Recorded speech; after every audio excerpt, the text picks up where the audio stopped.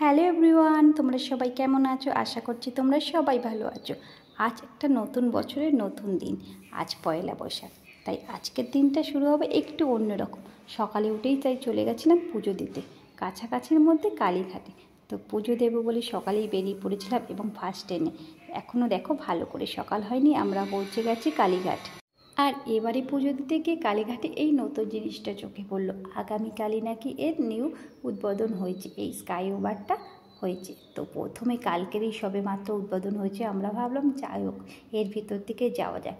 বেশ সুন্দর করেছে, যাওয়ার জন্য কিন্তু খুব সুন্দর। একেবারে কালীঘাটের মুখে গিয়ে মায়ের মন্দিরের কাছাকাছি নামাবে। আর মন্দিরের কাছাকাছি গিয়ে ঠাকুরের জন্য পুজো দেওয়ার কিছু জিনিস কিনে নিয়ে লাইনে দাঁড়িয়ে পড়লাম। সে কি লাইন! পৌঁছে গেছি আমরা 6টার আগে, কিন্তু সেখানে যাওয়ার পরও এত পরিমাণে ভিড়, অনেক ভিড় হয়েছে।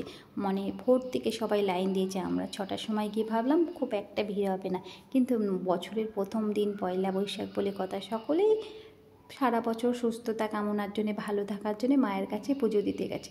তাই অনেক ভিড় হয়েছিল। ভিড়ের মধ্যে আমরা অনেক লাইন দিয়ে শেষ পর্যন্ত মায়ের দর্শন করার জন্য কাছাকাছি মন্দিরে পৌঁছালাম।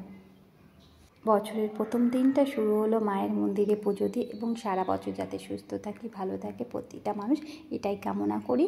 এবং মায়ের কাছে এটাই চাইবো যেন সকলে ভালো থাকুক, সুস্থ থাকুক সারা বছর ধরে। চলো টাটা, আজকের মতো এখানেই শেষ করলাম।